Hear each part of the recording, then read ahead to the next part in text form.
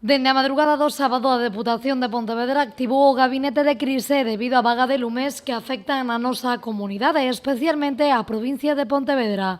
Un gabinete que está en permanente coordinación coa Consellería de Medio Rural, a Dirección Xeral de Emerxencias da Xunta de Galicia e os concellos do sur da provincia.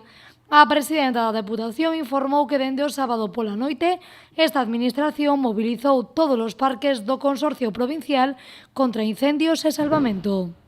Hoxe vamos a estar todo o día alerta, imos manter este gabinete de crisis e xa cando isto remate, este absolutamente controlado, pois teremos que falar do acontecido, das causas e de que recursos non queremos que como Deputación hai que poñer en marcha para que estas cuestións pois poidan estar máis controladas e podamos evitar este tipo de incendios que asolaron a provincia de Pontevedra.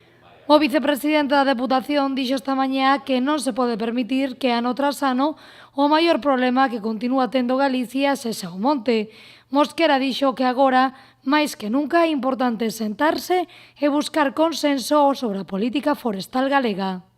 Ben, esa é a situación que temos, que ahora temos que atender, pero creo que para o futuro teremos que sentarnos e mirar como de outros, sin presa, perdón, pero sin pausa, e facer pois cada un ca súas responsabilidades. Evidentemente a Diputación pois está por riba das súas obrigas, pero seguiremos, non? Preguntados sobre se esta vaga de lumes foi intencionada, como apuntan algunhas voces, a presidenta da Deputación dixo que non é momento de buscar culpables, é o momento de actuar e apagar todos os lumes.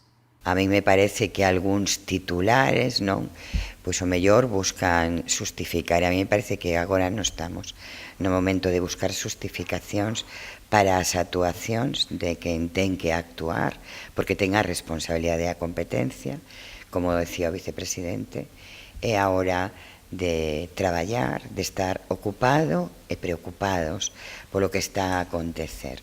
E logo sí que creo que certamente, como moi ben decía César Mosquera, o vicepresidente desta administración, que hai que sentarse moi seriamente a facer un análisis riguroso. En relación a datos, dende a Deputación dixeron que van a agardar a que os lumes estén todos extinguidos para entrar a valorar todos os danos ocasionados e tamén valorar e analizar a actuación e coordinación destes días dende a Xunta de Galicia.